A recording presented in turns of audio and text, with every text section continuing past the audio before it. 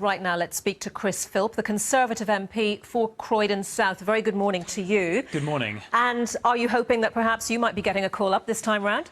Well, I'm concentrating on doing my job as a parliamentary private secretary in the Treasury, and I'll do whatever I'm told to do. So I'm not waiting by my phone with twitchy fingers. I'm getting on with the day job. But you are that younger face of the Conservative Party, are you not?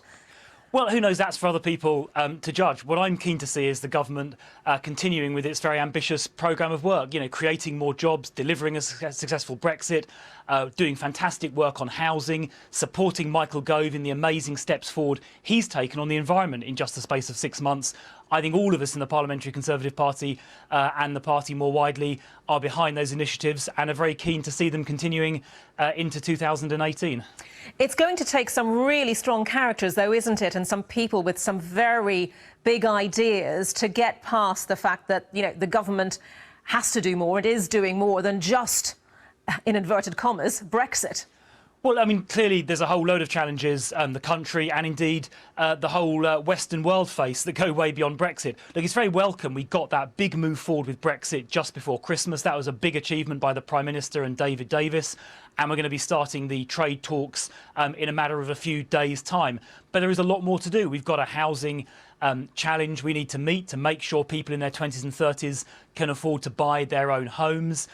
We've got Michael Gove's work on the environment that I mentioned. So it is, as you say, critical that those vitally important issues for our country get dealt with properly, energetically and actively, and I'm very confident that in 2018 we'll be continuing to do that. But do you think that reshuffles, particularly ones where the big posts, the people in the big posts aren't changing, can they really convince the country that this is a fresh start, a re-energised cabinet with fresh ideas? Well, ultimately, actions and outcomes speak louder than words. So the proof of the pudding, of course, will be in the eating. It'll be in the results that get delivered in the months and the years ahead. But I think putting people who are energetic and dynamic and have ideas into key positions can make a difference. Take as an example Michael Gove, who took over as Environment Secretary just 6 months ago.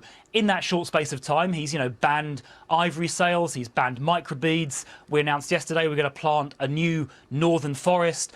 He's banned pesticides that people think kill bees. So all kinds of things Michael Gove has done with energy and determination in the space of just 6 months. And that gives you a flavour for the kind of thing that energetic and imaginative and bold ministers can achieve in a relatively short space of time. But as I say, ultimately, the proof of the pudding is in the eating and the results that get delivered. In terms of those who are natural Brexiteers and those who are natural Remainers, though, Theresa May is going to have to be very careful, isn't she, to strike the right balance there. And that speaks, doesn't it, to the fact that she is somewhat hamstrung by this whole process.